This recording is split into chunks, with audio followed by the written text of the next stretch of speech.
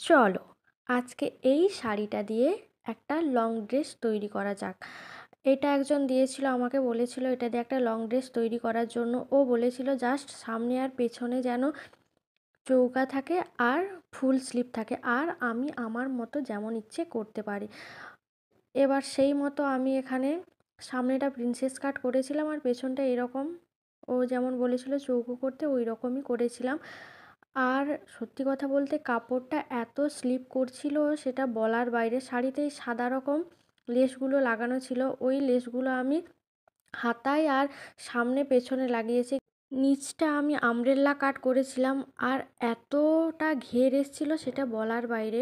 ঘের থাকার জন্য এই লেসটা শর্ট পড়ে গেছিলো, তার জন্য আমার কাছে যে একটা মোটা লেস ছিল ওই লেসটা আমি পুরোটাই লাগিয়ে দিয়েছি। আর ড্রেসটা কাটিং অ্যান্ড স্টিচিংয়ের পর এত সুন্দর লাগছিল দেখতে সেটা বলার বাইরে। আর আমি একটু ইউনিক ধরনের একটা লটকন করেছি, এই যে লটকনটা দেখো।